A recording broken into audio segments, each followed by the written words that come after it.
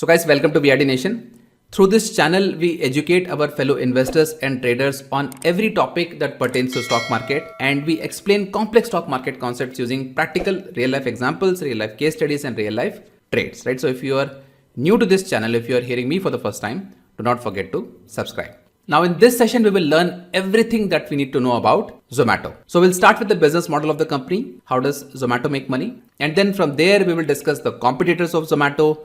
We will do a SWOT analysis. And then of course, we will talk about the IPO and whether or not I will subscribe to this IPO. So with that said, let's get started with a quick brief about the company. So Zomato was founded in 2008 by Dipinder Goyal along with his colleague Pankaj Chadha. So these guys graduated from IIT Delhi and started their careers as management consultants with Bain & Company.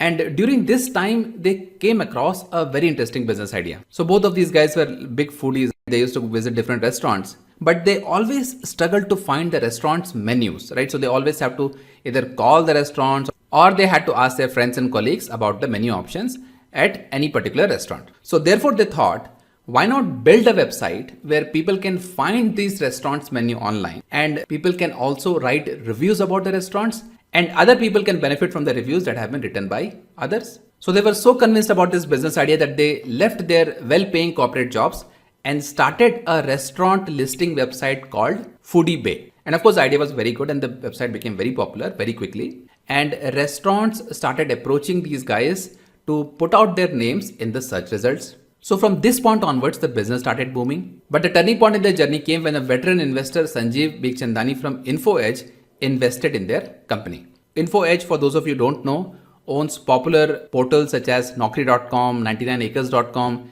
Jeevansathi.com and Policy Bazaar. So Sanjeev mentored the young team, rebranded the company from Foodie Bay to Zomato and set them off on an aggressive expansion path. Now from 2008 till 2015, the company's focus was on the advertising business, right? And they performed spectacularly. Then in 2015, they ventured into the food delivery business. Now you probably won't remember this, but back in 2015, the food delivery business was a very crowded space, right? So there were so many different players who were operating in India. It was almost like Hunger Games. And all these contestants, they were trying to survive and win. But as it happens in Hunger Games, that most of these contestants did not survive. Even the big ones like Uber Eats had to shut down their operations. So after several years of this war, Zomato and Swiggy survived this game and came out victorious by using some very smart, innovative, and sometimes even aggressive strategies. And Zomato in particular not only survived this game, but also expanded very quickly in the international markets. And now it has presence in 24 countries. Now let's talk about the business model of Zomato, right? How does Zomato make money? Well, Zomato makes money from these 4 lines of business.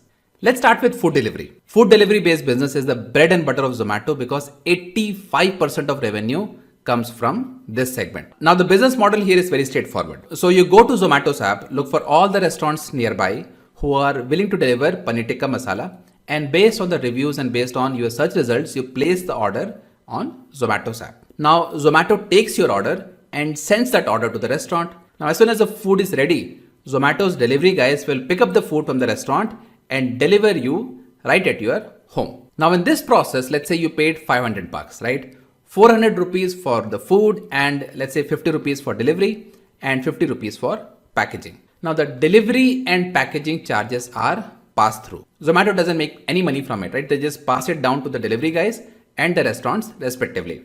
Now out of this 400 rupees, Zomato will charge a commission to the restaurant. So in this case, let's say 25%, right? So out of this 400 rupees, Zomato will keep 100 rupees and the restaurant gets 300 rupees. So that is how typically a delivery based business works, right? But what people don't realize is that Zomato has an additional revenue stream in this equation. And that revenue source comes when restaurants pay Zomato to show up their restaurant listing in the search. And that's a very significant portion of Zomato's revenue. Now the second source of income for Zomato is the dine out advertising.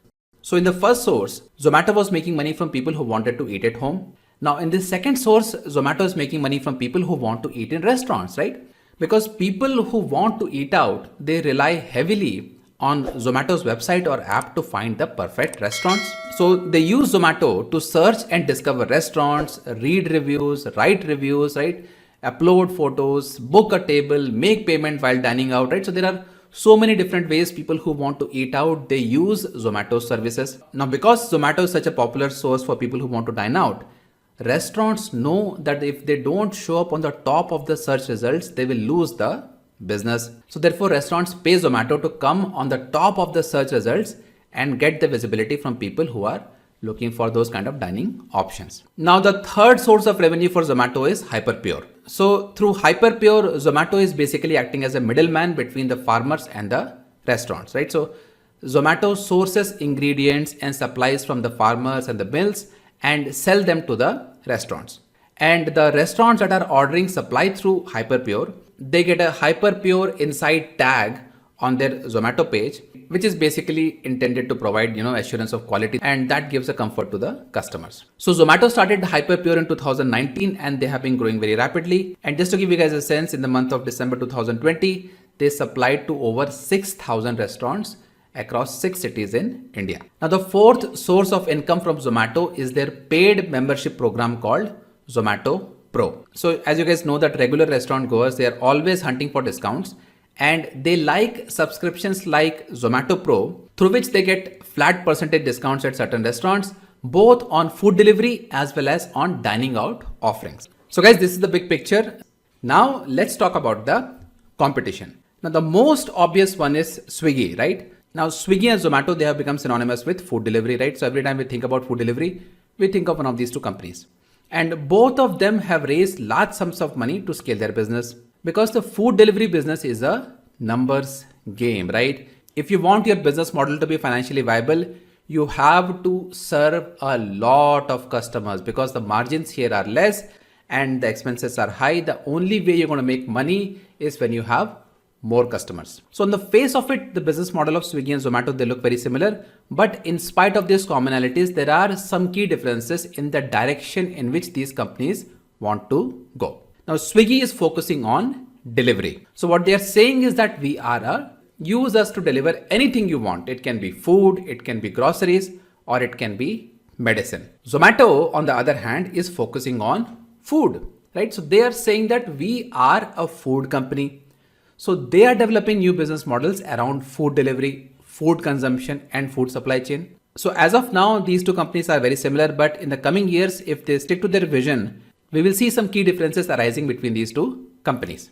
But the dark horse in this race is the new entrant, Amazon. Now at this point of time, Amazon is just a new entrant in the food delivery business and it is only doing operations in Bangalore. But in the coming months and years, it is definitely going to scale up its operations. Now, if there is any one company that knows how to enter into a country or a new segment and become a leader in it, that would be Amazon.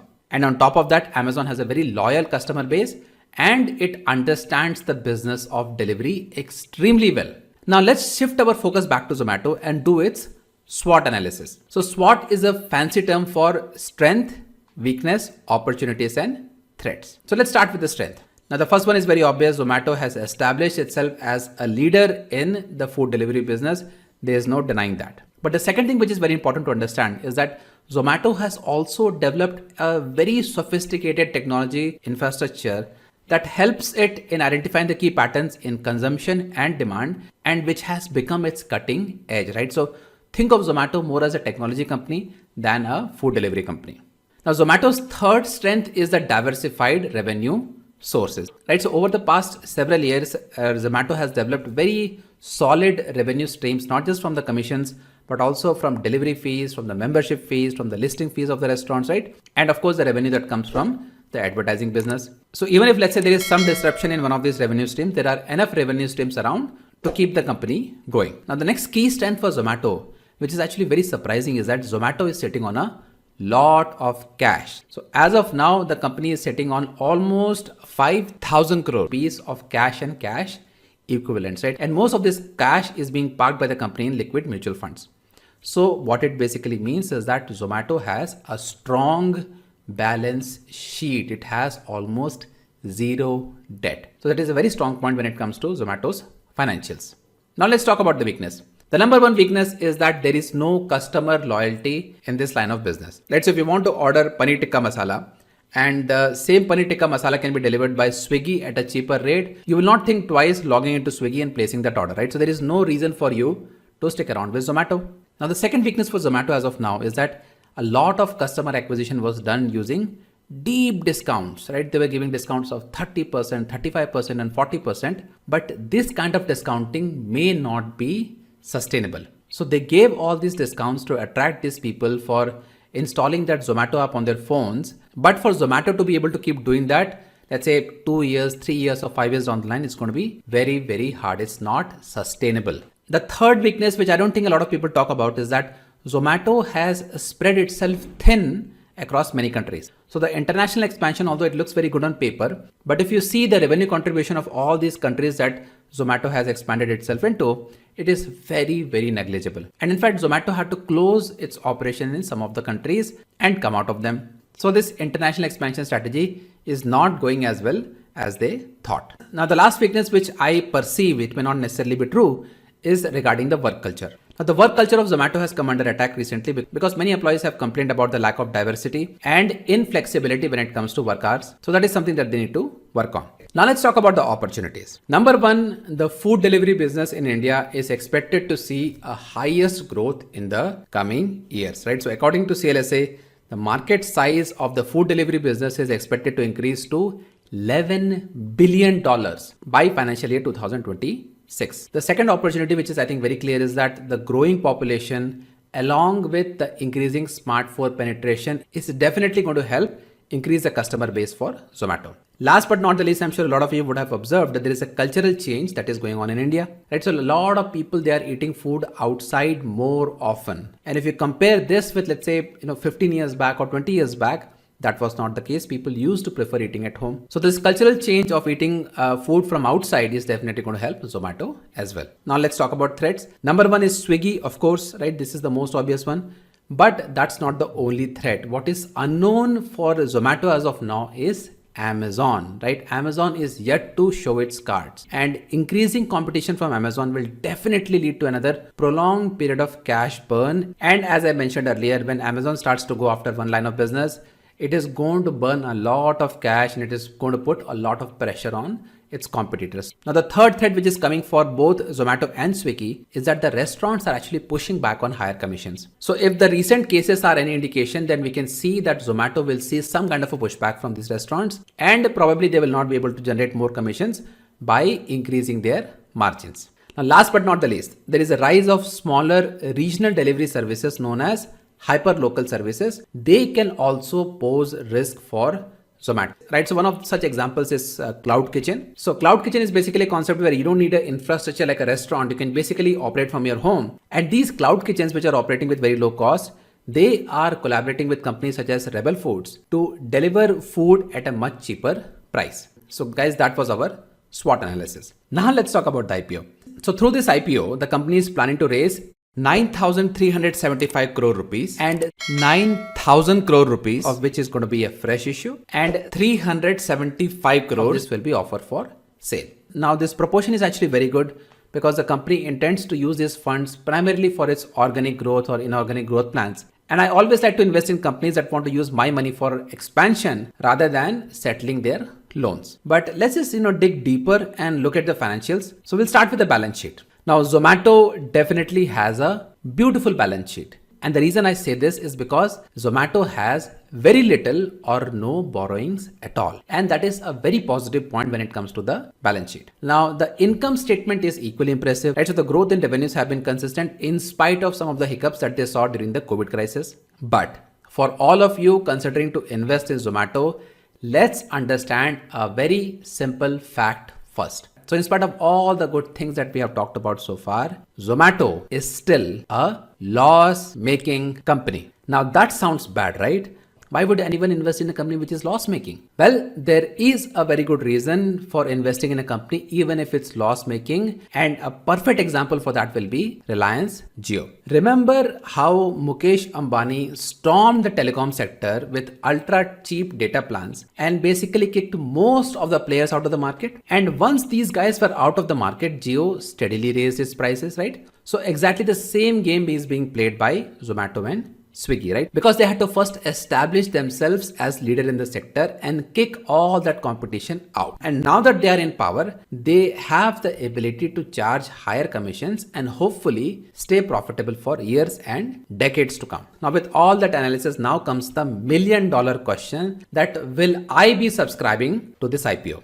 See guys, I like this company, I like this industry. Food delivery is here to stay, and in this market, Zomato has a sizable presence with a strong brand recognition. And in fact, even the average order value that Zomato has been receiving is on a rise, which is a very positive indication. So I would like to invest in this company, yes, but my main objection is the valuation. Zomato is not like a regular company where I can just use the profits to come up with a fair valuation. The valuation of a company which is in a pre-profit stage is done based on a lot of assumptions, and I am not comfortable to take that leap off. The second thing is that I'm concerned about Amazon, because we have seen in the past how damaging Amazon can be for the existing players in any sector, right? So in the years to come, we don't know how much damage can Amazon cause to Zomato. So to put it simply, I'm willing to invest in Zomato, but I'm willing to wait for it to get listed, even if I have to pay a premium, but I need some more clarity about the competition from Amazon. So guys, this is it. I just wanted to share my understanding of the business of Zomato, and I hope that you found something useful from this analysis.